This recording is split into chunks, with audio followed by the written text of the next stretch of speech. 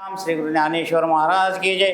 श्री गुरु ब्रह्मानंद स्वामी की जय। रुक्मिणी रमण गोविंदाम ब्रह्मानंदम परम सुखदम केवलम ज्ञानमूर्तिम द्वंद्वातीतं गगन सदृशम तत्वमशादि लक्षणम एकम नित्यं निर्मलवचरम सर्वदि साक्ष्यभूतम भावातीतं त्रिगुणरहितं सद्वृत्तं नमामि।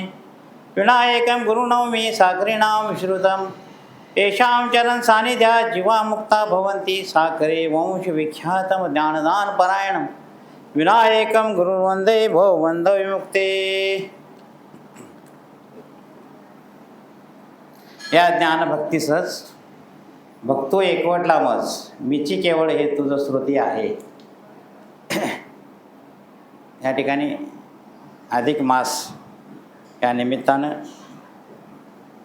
या ठिकाणी सरडे गावामध्ये भव्य अशी सेवा, दिव्य अशी सेवा, भव्यपेक्षा दिव्याला महत्त्व आहे। हां, दिव्य अशी सेवा या ठिकाणी होत आहे। भाग्य असावं आणि सेवा मिळावी। मनुष्य जन्मामध्ये आल्यानंतर सेवा करण्याचं भाग्य म्हणजे केवळ परमार्थच करावा असं शास्त्र सांगतं। पण अनेक जन्माचा संस्कार असल्यामुळे त्या संस्कारानुरूप आम्ही परमार्थ न करता संसाराच्या पाठी लागलेलो आहोत। जनत्री देखे गुंतले प्रपंच स्मरण ते त्याचे त्याशी नाही या युक्तीप्रमाणे स्मरण करून द्यायचं कार्य संतांनी केलं। संत ही समाजाची भूक आहे महाराज। संत आले म्हणून हा परमार्थ तुमच्या आमच्या हातून घडतो आहे। संतांचे फार मोठे उपकार आहेत। तेच माय बहिणी आहेत, माता पिता आहेत, ते कृपाळू आहेत। कारण का तर त्यांच्यामुळं आम्ही या मार्गाला आलेलो आहोत नवे नवे। तर त्यानेच हा देव उभा केलेला आहे। धन्य पुंडलिका बहु बरे केले निदान आलेले पंढरी या ज्ञान। त्यांचे फार मोठे उपकार, त्यांच्या उपकारातून बाहेर पडायचं झालं तर ठेवीत हा जीव पायी थोडा असं म्हटलं। जीव जरी दिला, जीव त्यांच्या पायावर द्यायचाच आहे आणि तो दिला तरी थोडा आहे। कारण जीव हा का म्हणशीला तर जीव हा काय होत नाही, सिद्धच होत नाही। तर जीव मग काय म्हणतो आम्ही जीव आलो। वास्तविक हा ममेवंश जीव लोक जीव होता सनातना मना षष्ठानी इंद्रिया आणि प्रकृती स्थानी कर्षित या ज्ञान। देव म्हणतात हा माझाच अंश आहे। एकलेने कंठवेना म्हणून निर्माण केली याने 14 भुवने लक्षात घ्या। हां, त्यानं निर्माण केले। तोच एकटा होता, एकी एकटाची असूनी एकला विश्वी विश्वाकार भुवनिया ठेला। तोच तो वास्तविक एकच होता आणि तो एक ब्रह्म निर्गुण निराकार स्वरूपाचा असताना त्याला वाटलं बरं का, त्यालाही वाटू शकतं असं म्हणशीला तर का कसं काय वाटलं त्याला? जाणीव नेणीव भगवंती नाही असं असताना सुद्धा किंवा त्याच्या ठिकाणी कोणत्याही प्रकारचा द्वैत भाव नसताना त्याला कसं काय वाटू शकतं? तर माऊलीने उत्तर दिलं आहे नेनो। हां, मला माहिती नाही खरं वाटलं। नेनो ब्रह्ममार्ग चुकले उघडे पंढरपुरासी आले भक्त पुंडलिके देखिले उभे केले विटेवर। हे त्याचं उत्तर आहे। अगोदर नेनो हा शब्द आहे, माऊलीने वापरला आहे। म्हणजे सरस आहे। ज्या अर्थी माऊली म्हणते त्या अर्थी त्याला काहीतरी ठोस शब्दाला किंमत आणायचं काम माऊलीने केलं, लक्षात घ्या। शब्दाची गौरव पूजा करू हे महाराजांचं आहे, लक्षात घ्या। हे शब्दानंच देव कळतो हे शास्त्राचं वर्णन आहे।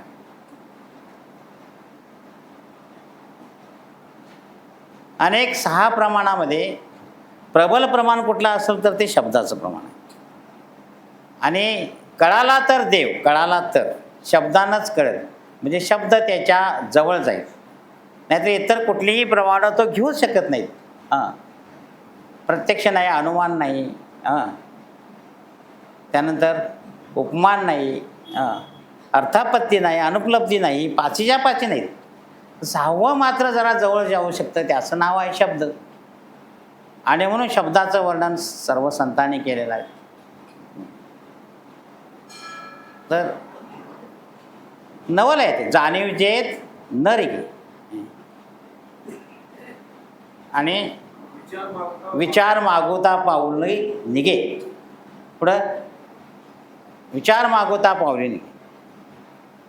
तर गेला तर कोण जाऊ शकतं? शब्दच. शब्द जाऊ शकतो. म्हणून किती त्या पाची प्रमाणानं जरी म्हणत असलीत, छातीवर हात टाकून म्हणत असलीत, मी देवाला ओळखतो, मी करतो, मी हे त्याचं बडबडच होणार आहे. त्याने गेलं तर शब्दानं ते बी, आणि तो बी शब्द घेऊन जर गेला, मी शब्द आहे, मी शब्द आहे, तर त्याचं वर्णन होऊ शकत नाहीत. मग शब्दाच्या डोक्यावर पाव ठेवून पुढं जायला पाहिजे थोडक्यात. म्हणजे शब्द संपायला पाहिजे. नवे नवे तर तुकारामांचं तुम्हाला वर्ण हे दिलं आहे, मी प्रमाण दिलं आहे. शब्द संपायला म्हणजे शब्दच देव व्हायला पाहिजे. म्हणजे अवघाची संसार सुखाचा करेन, जशी माऊली म्हणते, संसार टाकायचा नाही, तर संसारच काय करायचा आहे? देवरूप करायचा आहे. तसा शब्दच महाराज काय व्हायला पाहिजे? शब्द टाकायचा म्हणजे शब्दच देव व्हायचा. हे वर्णन आहे. आणि त्यामध्ये देहाला आलो म्हटल्यानंतर काय करायला पाहिजे? या देहाला आल्यानंतर एक संसारात गुरपटवून चालत नाही, तर संसारातून बाहेर पडायचा मार्ग या देहानं दिलेला आहे. या देहामध्ये आलो म्हणूनच आपल्याला संसारातून बाजूला होता येतं, म्हणजेच परमार्थ करता येतो, म्हणजेच मी जी ओळख होते म्हणजेच देव होता येतं. आणि देव व्हायचं झालं तर हाच एक मनुष्य देव. येण्याचे शरीरा येणे सरे, किंबवना येरदारे चिरा पडे, मग पुनरपी जन्म पुनरपी मरण. हे जन्माला यायचं, मरायचं, जन्माला यायचं हे चाललेलंच आहे. पण त्यातून जर मुक्त व्हायचं असेल, त्यातून बाजूला व्हायचं असेल, म्हणजेच बाजूला नाही तर ऐक्य व्हायचं असेल, म्हणजेच अद्वैत भक्ती जर प्राप्त करायची झाली तर या मनुष्य देहामध्ये करता येतं. मग ती भक्ती माऊलींनी या श्लोकावरती सांगितलेला आहे. श्लोक असा आहे महाराज, भक्त्या मा विजानांती यावना स्वस्मी तत्वता ततो मा तत्वतो ज्ञात्वा विशते तदनंतरम. माऊली म्हणते, या ज्ञानभक्ती सहज भक्तो एकवटला मज, मीची केवळ हे तुझं श्रुती आहे. हे ज्ञानभक्ती सहज म्हणजे या ठिकाणी ज्ञानलक्षणात्मक भक्तीचं वर्णन आहे. प्रेमलक्षणात्मक भक्ती आणि ज्ञानलक्षणात्मक भक्ती असे भक्तीचे बी प्रकार आहेत. आणि त्याच्याही पुढे जायचं झालं तर भक्तीचे अनेक प्रकार पडतात. एक अपराभक्ती पडते महाराज, आणि दुसरी पराभक्ती पडते. जी साधनानं करतो आपण, भक्ती करताना आपण काही साधनं वापरतो. भजन करताना वापरत असेल, नामस्मरण करताना वापरत असेल, अर्चन करताना, पूजन करताना, श्रवण करताना, म्हणजे ज्या नवविध भक्ती आहेत, श्रवण, कीर्तन, नामस्मरण, अर्चन, पूजन, दास्य, सख्य, आत्मदिवान वगैरे सगळ्या ज्या भक्ती आहेत त्यांच्याविषयी मला जायचं नाही म्हणून थोडक्यात सांगतोय. तर त्या ज्या भक्ती आहेत त्या भक्तीच आहेत महाराज. मात्र या साधनाला जीवन आहेत भक्ती, म्हणजे या साधनानं गेलं तरच भक्ती होते. पण भक्तीचं असं वर्णन आहे की या साधनानं भक्ती केलेली जी अपराभक्ती आहे, त्या अपराभक्ती ही द्वैताला कारण असते. म्हणजे अपराभक्तीतून देव, सगुण देव आम्हाला काही वेळ प्रसन्न होईल, काय अडचणच नाही. आणि तशी आपल्याकडे काय आहे, साक्षी बऱ्याच जणांची आहे.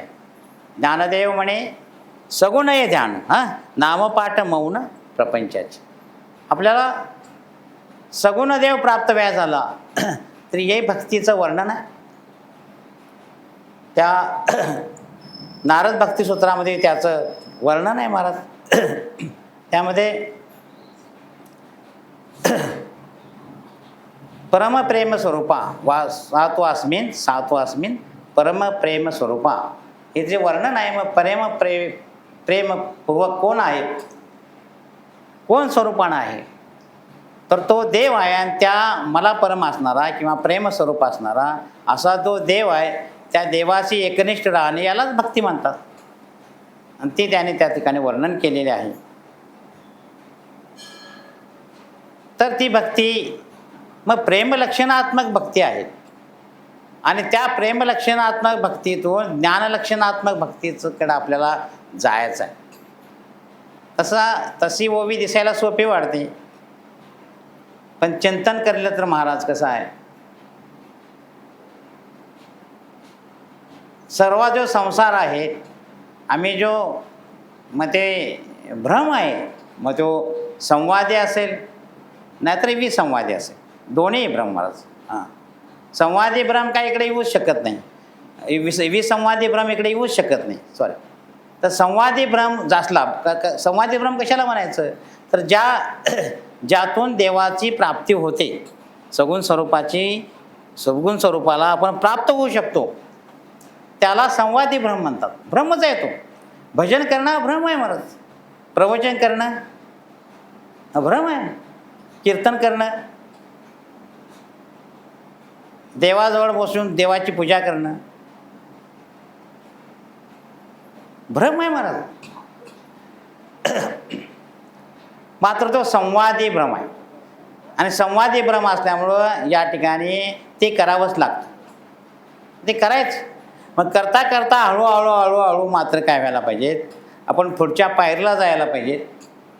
म्हणजेच काय, हे जो भ्रम आहे, भ्रम जाऊन, आता भ्रम का म्हटलं मी किंवा शास्त्र भ्रम त्याला का म्हणतं, त्याचं बी कारण आपल्याला तपासायला पाहिजे. नाहीतर उगाच सगळे कोणी भ्रम आहे, आम्ही सप्ताह करतोय, भ्रम तुम्ही जर सांगून गेला तर आम्ही करायचं का नाही असं म्हणशील. तर भ्रम आहे का म्हटलं मी, किंवा शास्त्र असं म्हणतं, मी म्हणत नाही. तर का त्याचं कारण असं आहे की यामध्ये देव वेगळा राहतो आणि करणारा वेगळा राहतो, म्हणून त्याला भ्रम म्हटलं. आपण देवाची पूजा करायला गेलो तर देव वेगळा ठेवायला पाहिजे ना, त्यामध्ये देवाचं ध्यान करायचं झालं मग ते अहम ग्रह ध्यानसुद्धा असू दे. हां, शेवटचं ध्यानाचे 3 प्रकार आहेत. त्यामध्ये ध्येयानुसार ध्यान आहे आणि प्रतीक ध्यान आहे. पहिलं प्रतीक ध्यान आहे, त्यानंतर अहमग्रह, त्या शेवटचं ध्यान आहे ते अहमग्रह ध्यान आहे. ते अहमग्रह ध्यानसुद्धा केलं तर अहमग्रह ध्यान म्हणजे माझ्या ठिकाणी असणारा जो आत्मा आहे तेच ब्रह्म आहे असं ध्यान करणं. अशा ध्यानानं जरी आम्ही देवाची पूजा केली तरीसुद्धा म्हणते मी, एक देव वेगळा आणि मी वेगळा असं राहून केली जाते आणि त्रिपोटी राहते. म्हणजे मी पूजा करणारा आहे, पूजा करतो हे कर्म आहे, आणि ज्याची पूजा करतो तो देव ध्यान म्हणजे ध्येय पुढं आहे. ध्येय ध्याता ध्यान म्हणा किंवा ज्ञेय ध्याता ज्ञान म्हणा किंवा प्रमाता प्रमाण प्रमेय म्हणा, कुठलेही कार्य घ्या, प्रत्येक कार्यामध्ये जे तुम्ही कार्य करशिला त्या कार्यामध्ये त्रिपुटीही असतेच आणि त्रिपुटीशिवाय कार्य नाही. उपासना हे सुद्धा कार्य होतं महाराज. हां, आणि उपासनामध्ये सुद्धा काय होतं, त्रिपुटी असते. आणि मग त्रिपुटी रहित केलेलं जे कर्म आहे किंवा त्रिपुटी रहित नव्हे, त्रिपुटी सहित केलेलं जे कर्म आहे किंवा त्रिपुटी सहित केलेली जी उपासना आहे किंवा त्रिपुटी सहित असलेलं जे ज्ञान आहे ते काय बोलावं, ते सगळं ब्रह्म आहे. कारण ते अपराभक्तीमध्ये मोडतं आणि आम्हाला इथं त्रिपुटी घालवायचं आहे. आणि त्रिपुटी घालवणं म्हणजे काय करणं, तो देव आणि मी कोण आहे, मीच देव आहे म्हणून त्याची भक्ती करणं, त्याला ज्ञानलक्षणात्मक भक्ती म्हणतात. भक्तीच्या पुढं त्यालाच पराभक्ती असे म्हणतात. पराभक्ती आज सांगणार आहे मी. पराभक्ती एवढ्यासाठीच की भक्त आता आम्ही आहोतच बरेच वर्षी. मगाशी अध्यक्ष म्हणले 4था 5वा काय असलं 5 म्हणजे अधिक महिने 5 वेळा आम्ही अधिक महिना काय केलेला या ठिकाणी केलेला आहे. याचा अर्थ 5×15 म्हणजे 15 वर्षापासून या ठिकाणी आम्ही सप्ताह करतो आहोत, भक्ती करतो आहोत. अनेक वर्षापासून आम्ही भक्ती करत आहोत. हे अभिमान आहे, तसं सांगायला काय अडचण नाही. अभिमानामध्ये सुद्धा काही सार्थ अभिमान असतो आणि काही कसा असतो आसुरी संपत्तीनं युक्त एक अभिमान असतो. त्यामध्ये आसुरी संपत्तीनं युक्त असणारे काय आहे? दंभ आहे. दंभो दर्प अभिमानश्य. दंभ आहे, दर्प आहे, अभिमान आहे, अज्ञान आहे. अशा रीतीनं ती 6 आहेत आणि ती 26 आहेत. दैवी संपत्तीने युक्त किती आहेत? 26 गुण आहेत. त्यामध्ये अभयम सत्व संस्कृती ज्ञान योग व्यवस्थिती दानम दमश्य यज्ञश्य स्वाध्याय स्तप अर्जुन वगैरे वगैरे जी 26 आहेत. लक्षात मला काय सांगायचं आहे? त्या 26 गुणानं युक्त आपण व्हायला पाहिजे. इतके वर्षे परमार्थ करतो म्हटल्यानंतर या 26 काय करायला पाहिजे? जवळ करायला पाहिजे. आम्ही काय करतो महाराज? 26 जवळ करायचा प्रयत्न करतो. नाही असं नाही.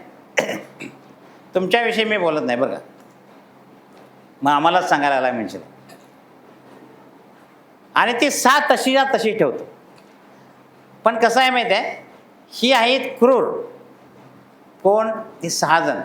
म्हणजे आसुरीच ताकद आहे त्यांची. आसुरी संपत्तीनंच युक्त आहेत. आणि ती आमच्या जवळ ठेवली की 26 कितीही जरी आम्ही आणायचा प्रयत्न केला तर काय होत नाही, ती आत शिरत नाहीत. आम्ही 6 बाजूला काढली तर 26 आल्याशिवाय राहत नाही. मग 6ला घालवायला पाहिजे. 6ला घालवायला पाहिजे. मग 6ला घालवायसाठी प्रमाण देतो मी. सोपं तुम्ही कायम म्हणता, तुम्ही आम्ही कायम म्हणतो. तुका म्हणे देह भरीला विठ्ठले. कधी कामक्रोधे केले म्हणजे कामक्रोध जर गेलं तर मग देव येऊन राहतो. किंवा देव घ्या कुणी, देव घ्या कुणी, ऐता आला देव न लगे. कसं? साठवलीचे रुंदले जागे. असं आम्ही म्हणतो. का तर देव घ्या म्हणून अधिकारी पुरुष तुकारामासारखे महाराजांच्यासारखे एक वैराग्याचे पुतळे असणारे देहू निवासी त्याने आमच्यासाठी घेऊन आले. का आले? तर बुडते हे जन न देकेवे डोळा म्हणून आले. आणि त्याने सांगितलं मी द्यायला आलोय, तुम्ही घ्या. काय? जमीन घ्या नव्हे, पैसा घ्या नव्हे, मी तुम्हाला जेवाय वाढतोय असं बी नव्हे, ते दान ते सुद्धा नव्हे, सगळी दान बाजूला टाकली. कारण हे सर्वश्रेष्ठ आहे. अधिक महिन्यामध्ये सगळी दानं करायला पाहिजेत. सामान्य माणसानं इथंपर्यंत इथपर्यंत ज्ञानभक्तीपर्यंत, ज्ञान लक्षणात्मक भक्ती इथपर्यंत हे सगळं करायलाच पाहिजे महाराज. मग ते करीत असताना तुकाराम महाराज मात्र ते सगळं टाकून काय म्हणतात? तुम्ही देव घ्या. मग आम्ही म्हणतो देव घ्यायला हरकत नाही हो. देव येतोच. कधी? तो देव यायला जी जागा आहे ती जागा मात्र शुद्ध लागते. आता हृदय हे आपुले चौपाळून या भले वरी बैसवू पाऊले श्री गुरूंची. आता ते शुद्ध पाहिजे. आणि ते शुद्ध व्हायसाठीच हा परमार्थ आहे. शुद्ध व्हायसाठीच हा 1 महिन्याचा आपल्याला काय एक परमभाग्य आहे महाराज. भाग्य तुमचं आहे तसं माझं आहे महाराज. सर्वांचं भाग्य आहे. हे अधिक महिन्यामध्ये आम्ही या ठिकाणी सर्वटल्या तुम्ही लोकांना अभिवादन करतो. मी नमस्कार करतो की त्या भागातल्या लोकांनी इथं यावं, श्रवण करावं. म्हणजे केवढं भाग्याला आपण हे दिले बघा, काय जागा करून दिली आहे. पण आम्ही काय मूर्ख आहोत महाराज. यावंसं वाटत नाही. का? तर ती 26 आहेत. काय 6 आहेत? 6 जण आहेत. 6 जणांशी बांधलेले आहेत आमच्या ह्याच्यामध्ये. असू दे, त्यांचा विचार करत बसला तर मला भक्ती सांगायची फुट राहील. मात्र ही 6 जण टाकली की देव येतो या मात्र नाही. आणि देव येणं, देव होणं हेच परमभक्तीचं काय आहे? हे परमभक्तीचं म्हणजे त्याला फल आहे असं म्हटलं जातं. हे भक्तीचं फल आहे महाराज. आणि जोपर्यंत आम्ही भक्ती करतो आणि ती भक्ती कधी साध्य होईल तर मी देव झाल्याशिवाय ती साध्य होत नाही. कोण असं म्हणतं ज्ञानानं मोक्ष आहे, बरोबर आहे. कोण असं म्हणतं भक्तीनं मोक्ष आहे, ते बरोबर आहे. कोण असं म्हणेल की कर्मानंही मोक्ष आहे, तेही बरोबर आहे. मात्र त्या कर्मातलं वर्म आहे, भक्तीतलं वर्म आहे आणि ज्ञानातलं बी वर्म आहे, हे मात्र चुकू नको ना. कर्मातलं वर्म आहे की जे आहे ते सगळं कृष्णाशी अर्पण. हां, हे कर्मातलं भक्त वर्म आहे, ते वर्म सोडतो नाही आम्ही करीत बसतो. आम्ही माप 1000 उत्काड्या लावल्या असतील, 1000 सप्त केले असतील, वर्म चुकले ना. आणि चुकले या वर्म आहे कर्मातलं महाराज. उपासनेतलं वर्म आहे. हां, तुकाराम महाराजांनी सांगितलं, हे तुकाराम महाराजांचंच वर्णन आहे. भक्तीतलं वर्म काय? वर्म लावू लोका असं म्हटलेलं आहे. काय तर जे कर्म केलेलं आहे ते कर्म ईश्वरार्पण बुद्धीनं करणं, हेच तुकाराम महाराजांनी सांगितलं, हे कर्मातलं वर्म आहे. तसं भक्तीतलं बी वर्म महाराजांनी सांगितलं आहे. काय काय भक्तीतलं वर्म आपण अभंग म्हणतो बऱ्याच वेळा. नाही, त्याच्या अगोदरचं सांगा, भक्तीतलं वर्म सांगा. हां, कधी तयाच्या आहेत जे वर्म आहे ते जे जे भेटे भूत ते माने जे भगवंत, हा भक्तियोग निश्चित जाणवा, हे वर्म आहे. त्या वर्मामध्ये मला सांगायचा जो अभंग आहे तो असा आहे की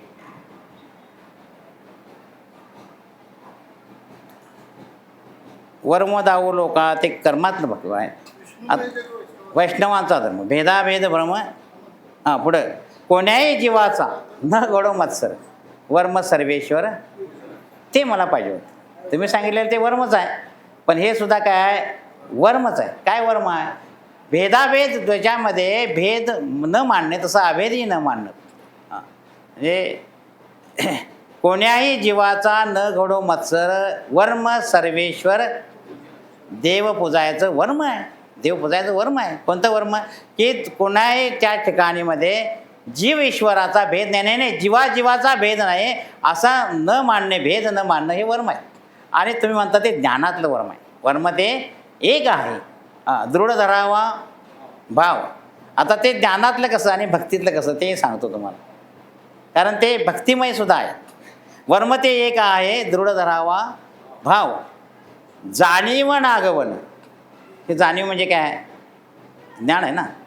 आणि वरती वर्म ते एक आहे, दृढ धरावा भाव. भाव दृढ धरावा म्हणजे भक्ती आहे.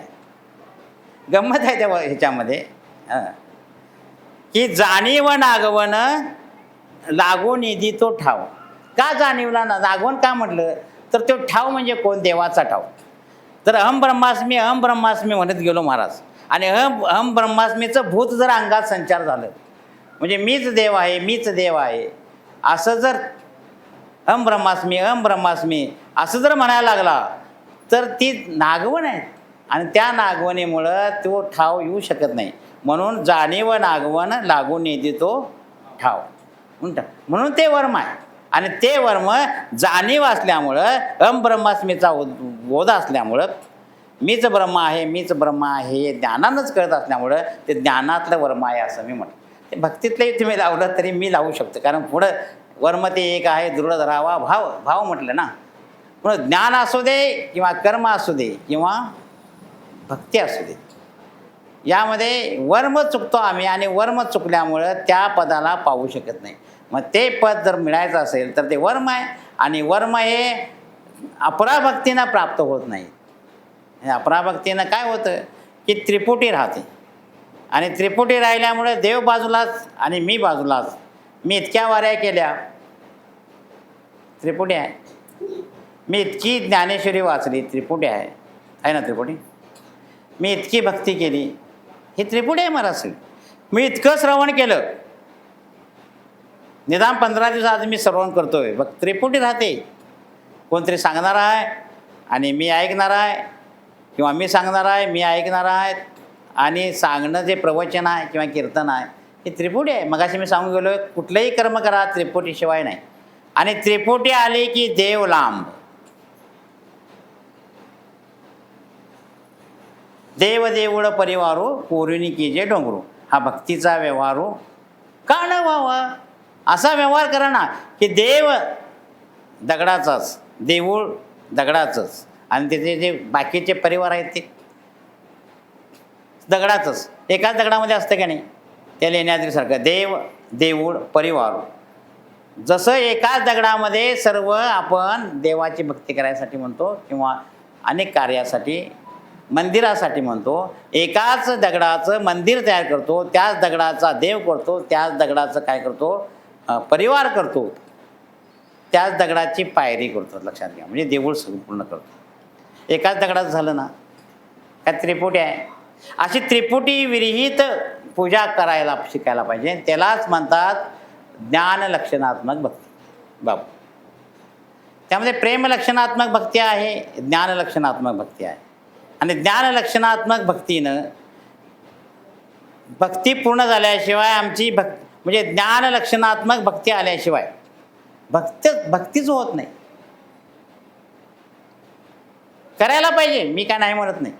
तर कशी करता करता करता पहिलीतून दुसरीत जायला पाहिजे ना, दुसरीतनं तिसरीत जायला पाहिजे. हे हळूहळू येईल महाराज. प्रेम लक्षणात्मक भक्ती आणि ज्ञान लक्षणात्मक भक्ती ही कधी होईल, कधी होईल? हळूहळू डाळे डाळे किवुतीने एक वेळे मार्गाचेने बळे निश्चित ठाके असं म्हटलं. त्या ठिकाणी आपल्याला जाता आहे, पण जायसाठी जो मार्ग आहे तो मार्ग मात्र आमचा त्यातच गुरफटून बसलो. मी बऱ्याच वेळा आमच्या पाठातील लोकांनासुद्धा चर्चा करतो, सांगतो म्हणण्यापेक्षा चर्चा करतो, सांगतो. आम्ही तीच पूजा, तेच उत्काळी, तीच आरती किती वेळा पूजणार सांगा. आणि किती वेळा पूजून मग देव आम्हाला देईल सगुण रूप स्वरूपाचं. मग निर्गुण स्वरूपाचा देव जर आपल्याला कळायचा असेल, अपराभक्तीनं देव भेटतो, बरोबर भेटतो नाही असं नाही, पण सगुण देव भेटतो. पण आम्हाला सगुण देवांमुळं पूर्णत्वाला जाऊ शकत नाही. पूर्णत्वाला प्राप्त व्हायचं असेल, या शरीराला येणं बंद करायचं असेल, या शरीरच देवरूप व्हायचं असेल, म्हणजे मीच देव व्हायचा असेल, तर ही पराभक्ती महत्त्वाची आहे महाराज. कासयाने पूजा करू केशी राजा, हाची संदेह माझा फेडी आता, उदके नानू तरी तेथे काय माझे वेचे देवा. तुझं काय देणार आहेस तू देवाला, काय देणार आहेस? मी जरी पूजा करतो म्हटलं तरी त्या पूजेमधनं असणारे साहित्य देवाचंच आहे. फुलं कुणाची आहेत? देवाचीच आहेत. त्या सर्वात्मका ईश्वरा स्वकर्म कुसुमांची विरा पूजा केली हो व्यापारा तोषा लागे असं म्हटले ना. कर्म करताना सुद्धा तू जे कर्म करतो आहेस तेच कर्म भगवत अर्पण बुद्धीनं नाही केलंस तर अडचण आहे. आणि ती जी कर्माची पूजा आहे, सत्कर्माची पूजा, त्या पूजेनंच देव पूजावा लागतो ना. नाहीतर काय देणार तू? पाणी हे कुणाचं स्वरूप आहे? वास्तविक त्यानंच निर्माण केलं ना, जगत निर्माण केलं त्यानं. मग जगत करता करता त्यानं सुरुवातीला मी सांगून गेले होते,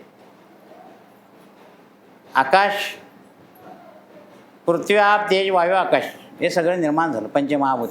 मग त्याचंच स्वरूप आहे नव्हे. मग त्याचंच स्वरूप असताना त्यांना आम्ही काय देणार? त्यांच्यापेक्षा यात माया सोडून यामध्ये कोणता पदार्थ वेगळा आहे दाखवून द्या बघू मला. आम्ही जे व्यवहार करतो आहोत बापू, आम्ही जे देवपूजा करतो आहोत म्हणा किंवा परमार्थ म्हणून करतो आहोत म्हणा, त्या परमार्थामध्ये जे काही साहित्य घेतो महाराज ते मायेचं नाही म्हणून कोण सांगणार हो? ही वस्तू मायेची नाही म्हणून काय आहे काय आपल्याकडं? एवढं मोठं आवरण आहे महाराज आमच्यावर, आणि ती मायेचं आवरण आहे. आणि मग ही माया न तरायचं असेल, देवाचा जायचं असेल तर मायेवरती काय करायला पाहिजे? पांघरून, मायेचं पांघरून झटकून जायला पाहिजे आम्हाला. इथे एकच लीला जे सर्व भावे, आणि त्याला मग बरं का त्या आयलीचं थडी सरले. मग हे मायाजाळ घालावा झालं तरी सुद्धा मी म्हणतो पराभक्तीच आहे महाराज. हे पराभक्ती म्हणजे काय?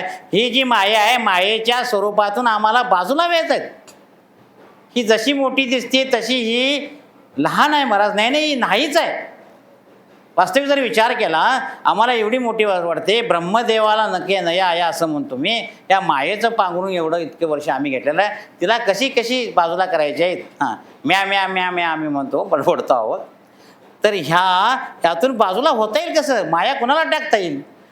माऊली म्हणते कुठं माया आहे? काय गंधर्व दुर्ग पाडावे, काश्या शिवशान मोडावे, मग ओवावे मग तोडावे, कप शुभे, कुठं माया आहेत?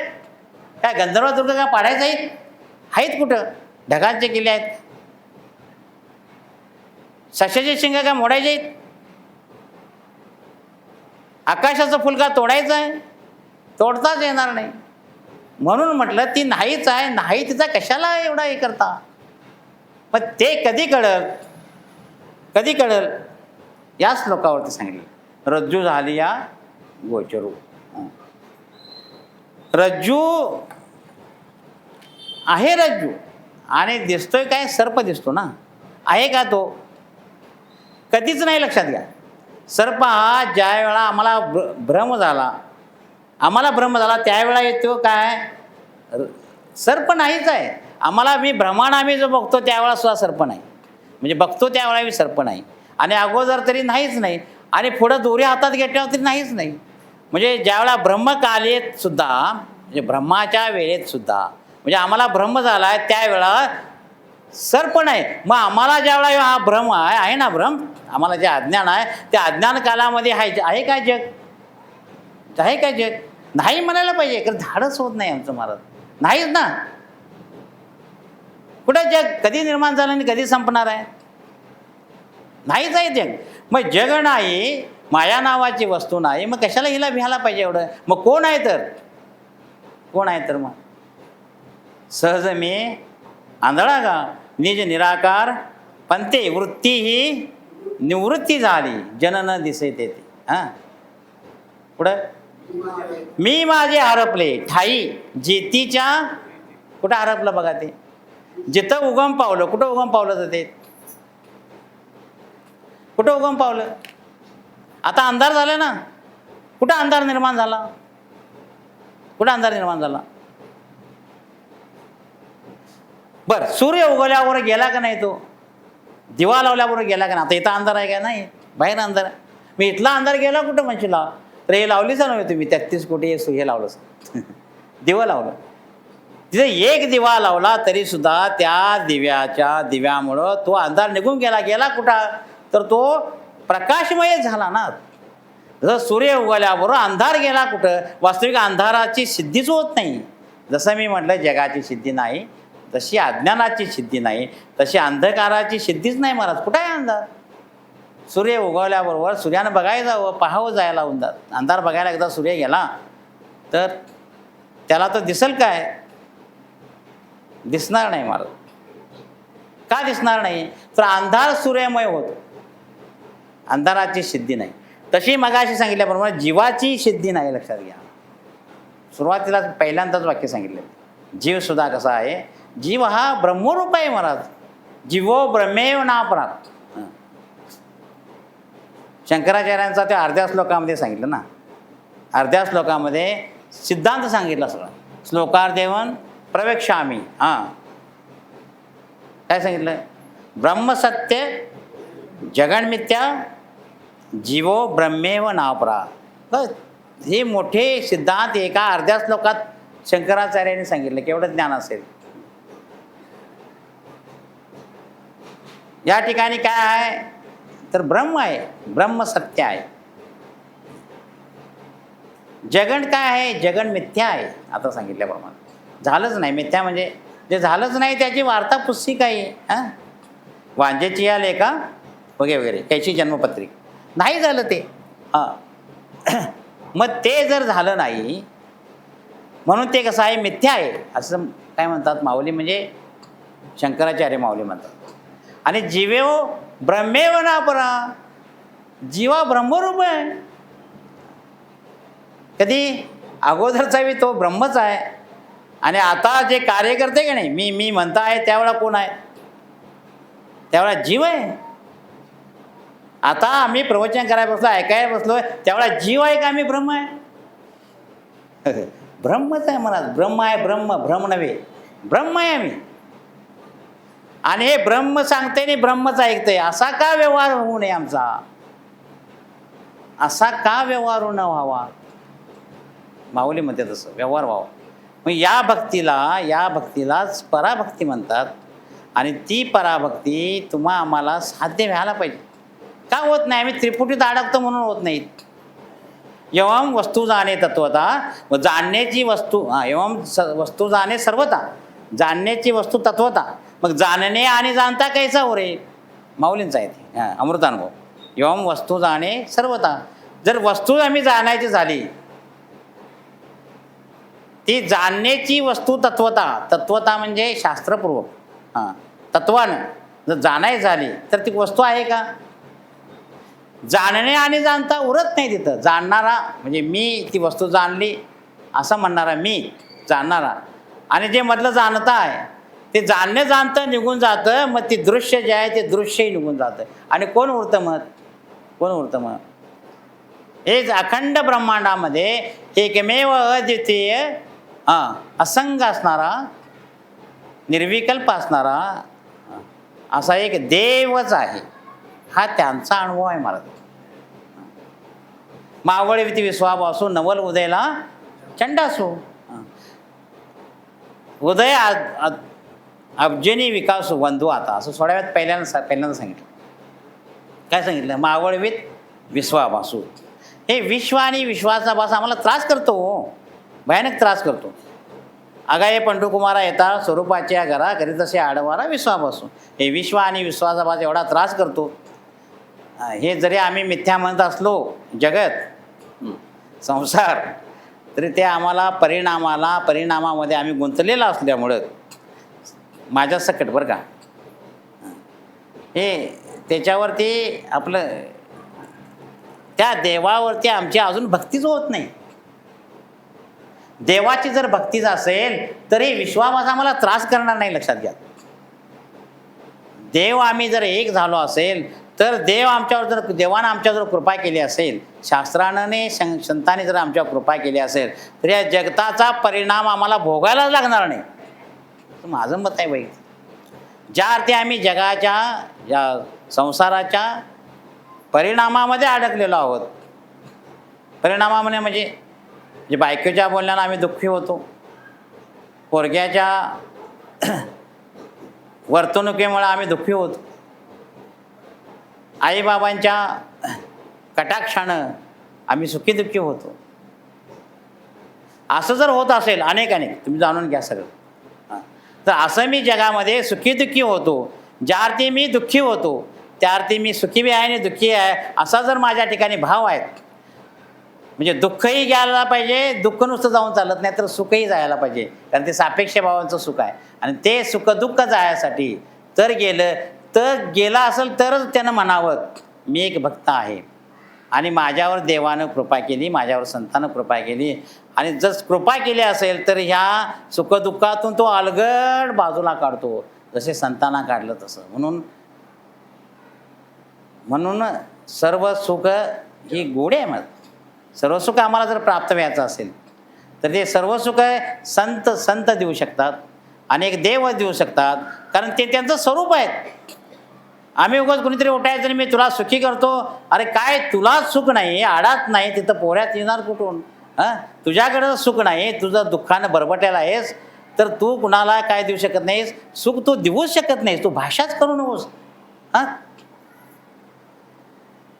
या जगताच्या असणाऱ्या पदार्थामध्ये तीळ मात्र नाही, कालत्रयी सुख नाही, कालत्रयी सुख नाही. मग तिथं कशाला उडकीत बसलोय आपण? जिथं नाही तिथं उडीक हा मूर्खपणा आहे ना.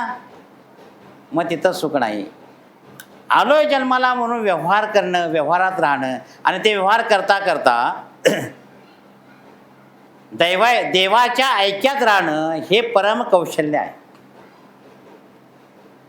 बघा आता ते 4था अध्याय चालू आहे. तिथं मी एकदा गेलो पाठाला, आमच्या बरेच दिवस झालो गेलो नाही. बरं, तिथं चालू होतं ते गेल्या सोमवारी कर्म, अकर्म आणि विकर्म. मग म्हटले कर्म म्हणजे काय?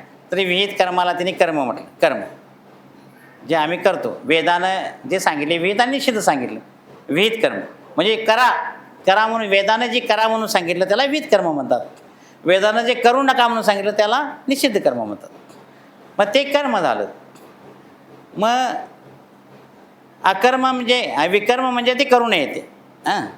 म्हणजे विहित आणि निषिद्ध कळालं. आता अकर्म म्हणजे काय?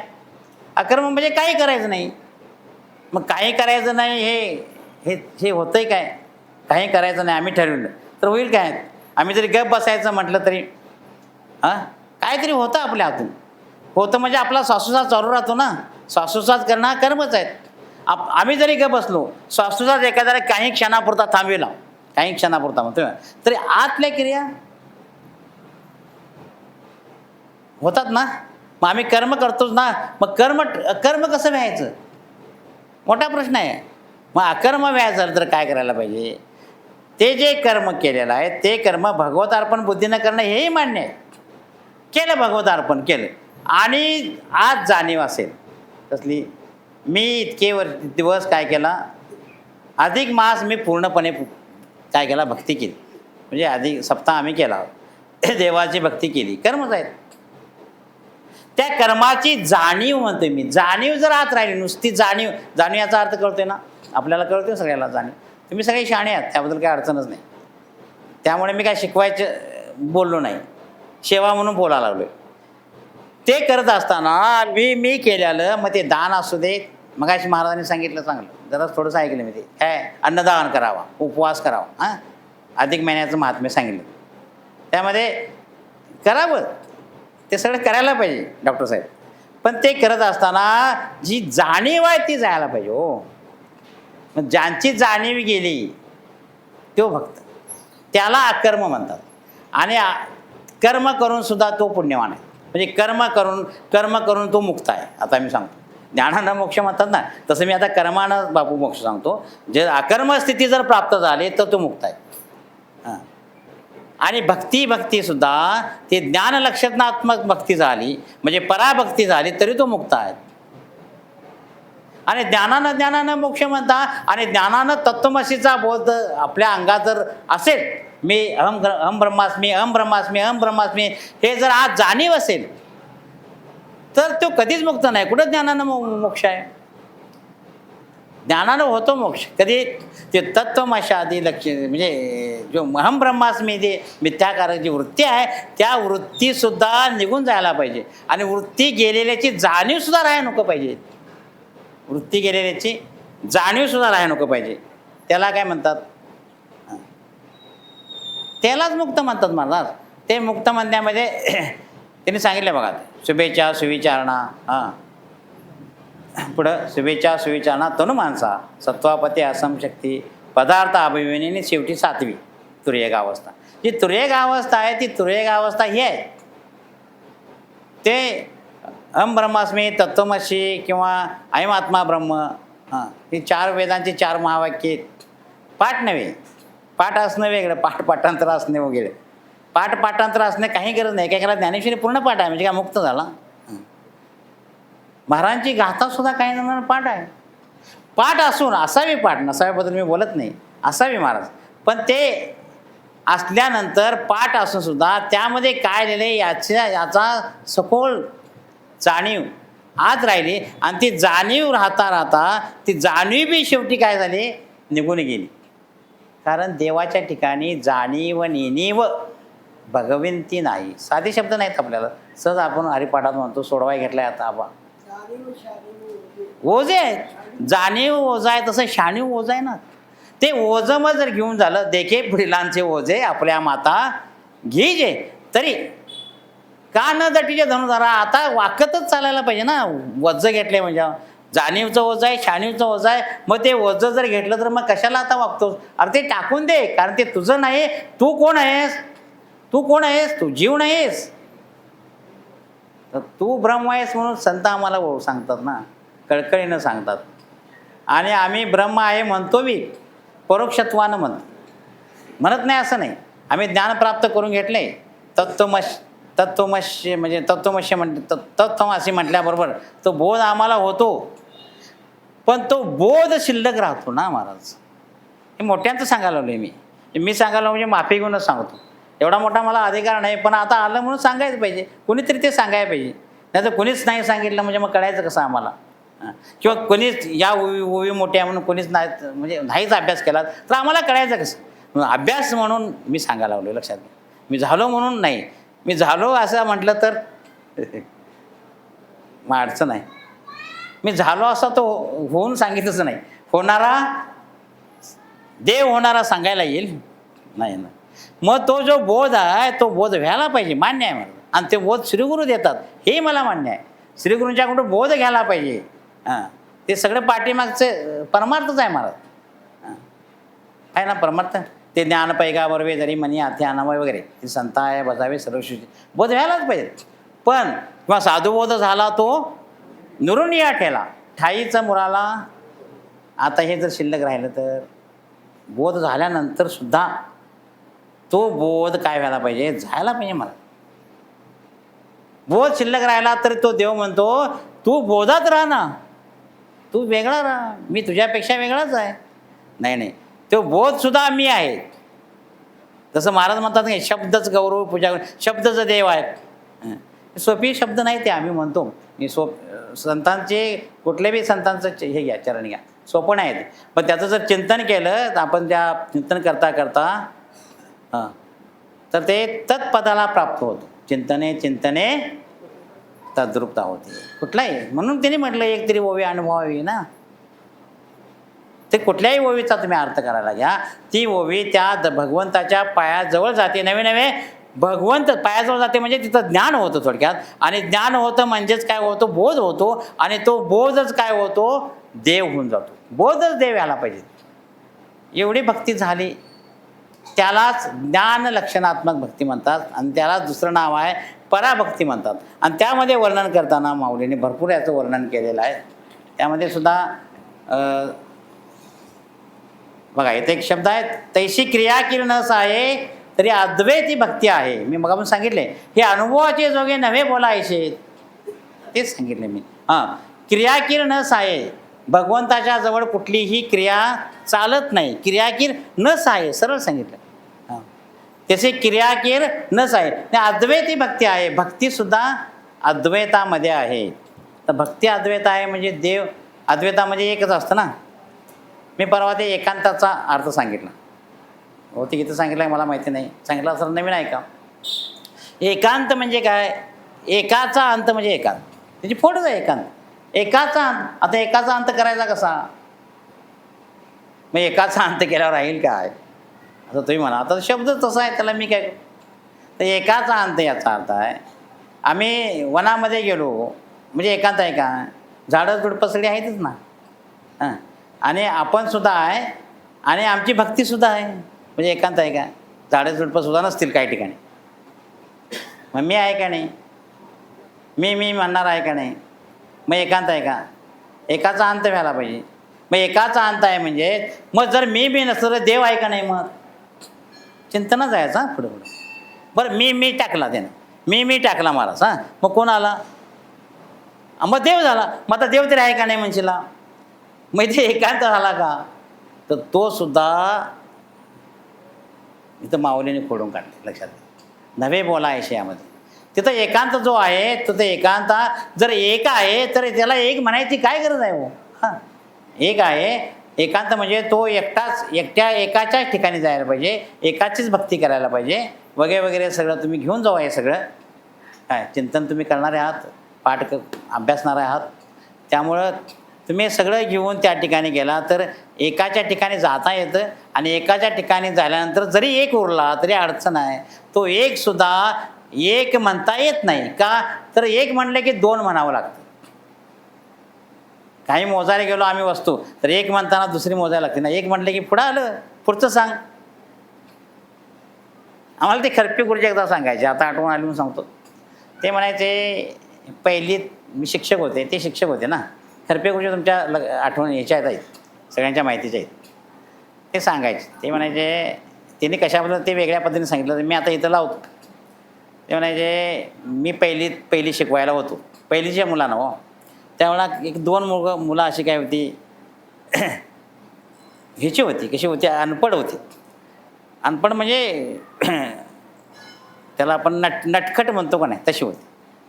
म्हणजे आगाऊ होती म्हणा. त्यामध्ये त्यांना घेऊन बसलो मी आणि लिही म्हटलं. मग श्री गणेशा काढायला लावलं. मग श्री गणेशा काढायला लावल्यानंतर काय झालं, एकानकने काय नाही आता गुरुजी माझ्याजवळ बसतात म्हणून श्री काढलं. ते दुसराच श्री काढायलाच तयार होईना. ते म्हणाले माझ्याबरोबरचाच आहे, मी करतोय तसाच आहे करतोय, मी श्री काढली. अरे तू श्री काढ की, तुला बी काढायला अडचण नाही. पहिली श्री गणेशातून सुरुवात होती. जुने लोक असतील तर आपल्याला माहिती आहे, श्री गणेशानं सुरुवात असे. मग श्री का अरे ते म्हणले हे मास्तर म्हटला चावड आहे. तू म्हटला श्री, मी आता जर श्री काढलं तर पुढे गणेशा काढायला लावणार, म्हणून श्रीच काढायची नाही. असं एक म्हणलं की मी इथं लावलं ते बरं का, कसं काय लावलं बघा, समजून घ्या मला जरा. कारण श्री काढले की गणेशा काढावं लागतं. तर एक म्हणलं की दुसरा म्हणावं लागतो. दोन आहेत, दोनाच्या सापेक्ष एक आहे थोडक्यात. आणि जर समजा सूर्य उगवला, पुढचं सांगतो मला, सूर्य उगवला की रात्र होते, मावळला की रात्र होते. मग म्हणतो आम्ही रात्र झाली, म्हणजे दिवस एक आहे आणि रात्र एक आहे. असा एक सूर्य आला आणि तो कधी मावळलाच नाही.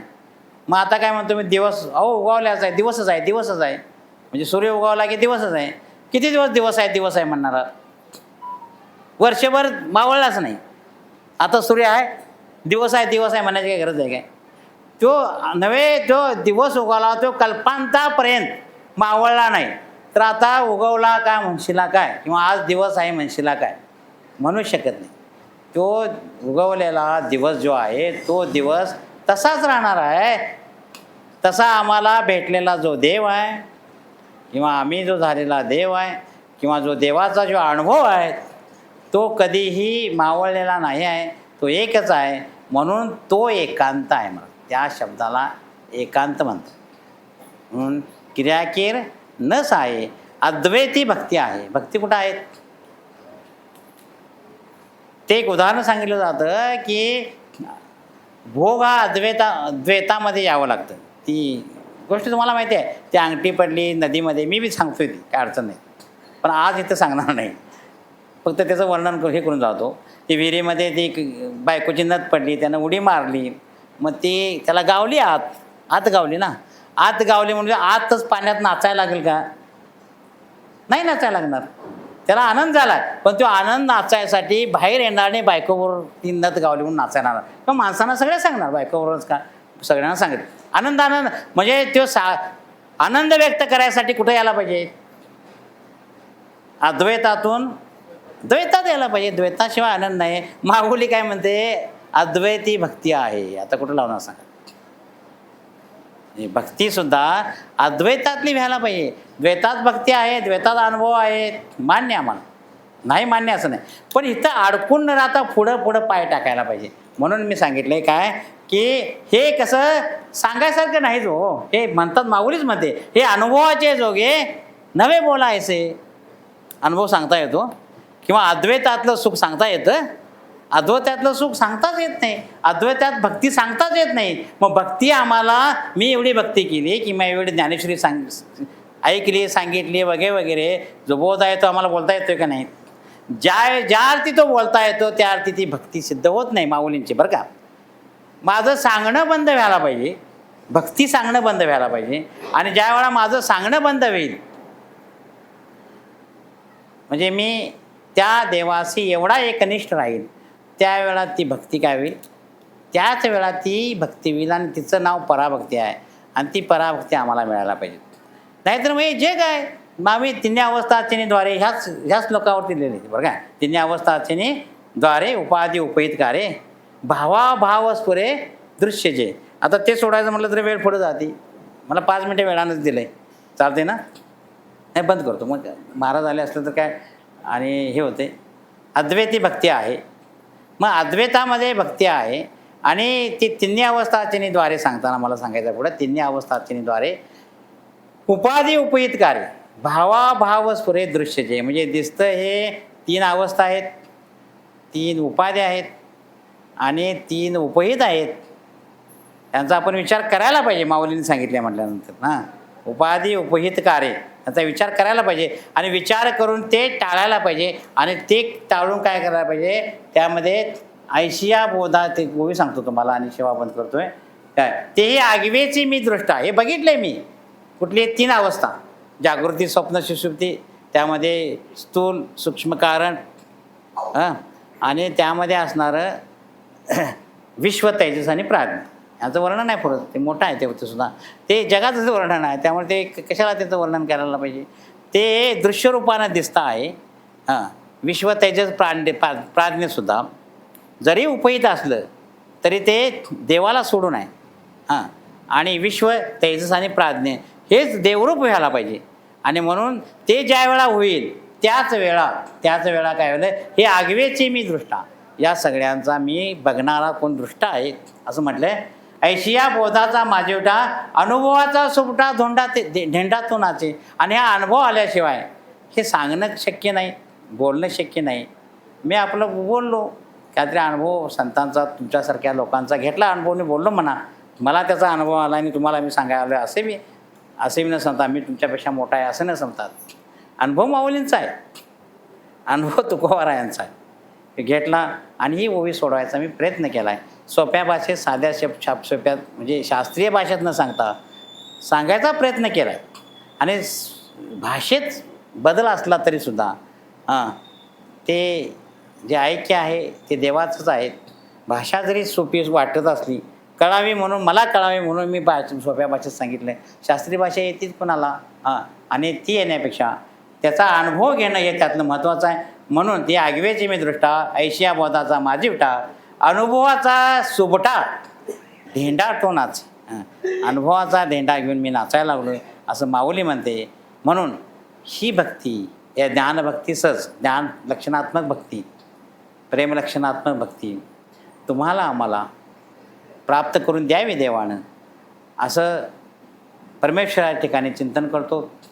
परमेश्वराच्या ठिकाणी या प्रवचनाच्या दृष्टीनं मागणं मागतो. प्रवचन झाले म्हणून मागणी मागतो तुमच्या सर्वांच्यासाठी. ती भक्तीनं तुम्ही काय व्हा, अलंकारानं युक्त व्हा त्या भक्तीच्या, आणि आम्हालाही ती भक्ती प्राप्त हो, अशी ती रुक्मिणी प्राण संजीवन पांडुरंग या ठिकाणी अर्पण करतो.